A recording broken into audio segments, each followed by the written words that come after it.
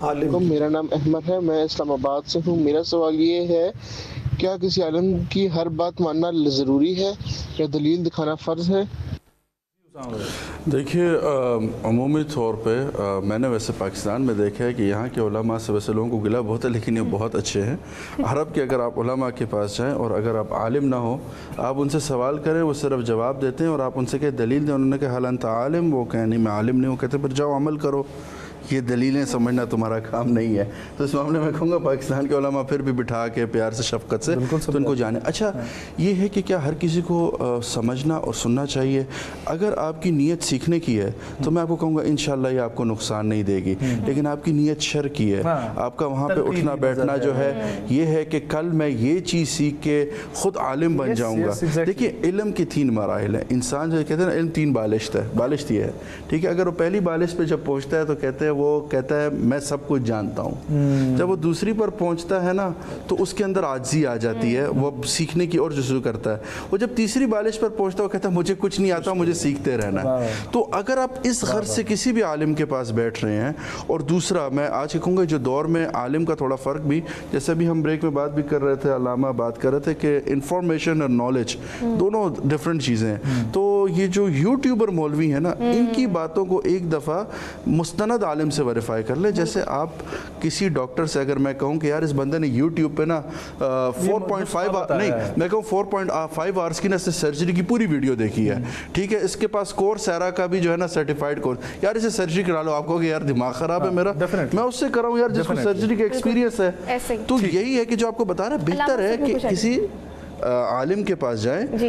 اور اگر آپ کو لگے کہ اس کے جیسے اس کے مکتب فکر کے خلاف ہی بات ہوئی ہے تو جائیں اس سے ایک دفعہ ویریفائی کر لیں کہ آپ کے پاس یہ بات ایسی ہے بھی کہ نہیں ہے۔ ایک تو یہ ہے کہ ہمارے معاشرے میں موٹیویشنل سپیکر ہے وہ بھی عالم بن گیا ہے، جس کے پاس کوئی معلومات ہیں وہ بھی عالم بن گیا ہے۔ پہلی بات تو یہ ہے کہ ہر ایک پہ ضروری ہے کہ وہ یہ طے کرے کہ عالم ہے کون۔ جب طے ہو گیا کہ یہ عالم ہے تو پھر اس پہ آپ کیا کریں، یقین کریں۔ السلام علیکم، میرا نام عائشہ ہے، میں اسلام آباد سے بات کر رہی ہوں۔ میں نے یہ پوچھنا ہے کیا بینک میں رکھے پیسوں پر ملنے والا پروفٹ سود ہے؟ جی مفتی صاحب، بینک میں رکھے ہوئے پیسوں پر ملنے والا پروفٹ سود ہے یا نہیں؟ جی، جن بینکوں میں یہ یقین نہیں ہے کہ وہ ہمارے پیسے سے کاروبار حلال کرتے ہیں تو وہاں کا رکھا ہوا پروفٹ تو بالکل سود ہے۔ ظاہر ہے وہ کسی بھی طرح کی ہے، وہاں یعنی وہ ٹریڈنگ کر سکتے ہیں، تو لہٰذا جہاں کنفرم ہے تو وہاں بینکوں کا منافع جس طرح اسلامی بینکنگ ہے، اور اس پر تفصیل سے علماء کے فتاویٰ موجود ہیں۔ جی جی اچھا، اس میں ایک میں چھوٹی سی ایڈ کروں گا کہ جو بینکنگ کنونشنل بینکنگ ہوتی ہے اس کی ارننگ ہوتی ہے لون سے، پینلٹیز سے۔ اسلامک بینکنگ کے ماڈل میں جو ارننگ ہے وہ مضاربت سے ہے۔ مضاربت سے یہ ہے کہ وہ انویسٹمنٹ، اینڈ انویسٹمنٹ از نون، مطلب انویسٹمنٹ جو ہے وہ نون ہوتی ہے کہ کس جگہ پہ کہاں پہ یہ بینک جو ہے اپنی انویسٹمنٹ کر رہا ہے، اور وہاں سے جو ہے پروفٹ شیئرنگ جو ہے وہ فکس نہیں ہے بلکہ آن دا بیس آف پرسنٹیج ہے۔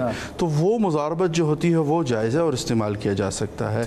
البتہ جو اس میں احتیاط برتنے کی یہ ضرورت ہے کہ جس بھی بینک سے آپ کنیکٹ ہو رہے ہوں اس کی پہلے یہ پروفائل جان رہے ہیں کہ آپ اس کی میوچل فنڈز میں انویسٹ کریں تو وہ کس کمپنی کو، اور اس کمپنی جو ہے مطلب وہ بھی ٹھیک ہے۔ اور میں ایک اور بھی کلیئر کر دوں لوگوں کو کہ جو بینک لوگ عمومی اعتراض کرتے ہیں کہ بینک اسلامی بینک بھی تو پینلٹی لیتا ہے، بالکل وہ پینلٹی سرچارج ہوتی ہے لیکن وہ پینلٹی چیریٹی میں جاتی ہے۔ قرآن مجید میں یہ فرمایا گیا کہ تم وہ بات کیوں کہتے ہو جو خود نہیں کرتے۔ تو یہ جو قول و عمل کا تضاد ہے یہ پھر کمزور نہیں کرتا ہماری دعوت کو؟ اور یوزلی ہم یہ دیکھتے ہیں کہ عمل بالمعروف یعنی نیکی کا حکم دینا یہ تو بڑا آسان ہے کہ کسی کو نیکی کی طرف لانا، لیکن ونہی عن المنکر یعنی برائی سے روکنا بڑا مشکل کام ہے کسی کو۔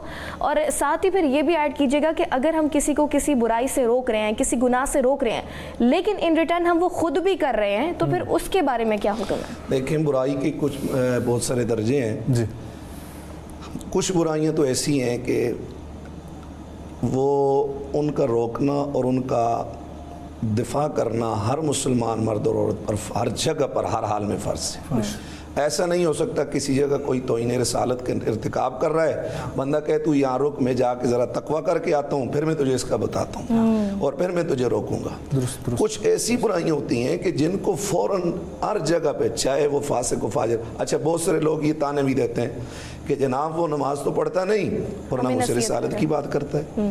بھائی ناموس رسالت اس کا ایک علیحدہ سے ایمان کا وہ جز اور بلکہ عین ایمان ہے. بے شک بے شک. تو کچھ برائیاں ایسی ہیں کہ وہ اس زمرے میں نہیں آتی کہ لم تقولون ما لا تفعلون. بے شک بے شک. تو یہ اپنی جگہ پر یہ بھی درست آیت پاک کا مفہوم ہے، لیکن یہ عمومی نہیں ہے.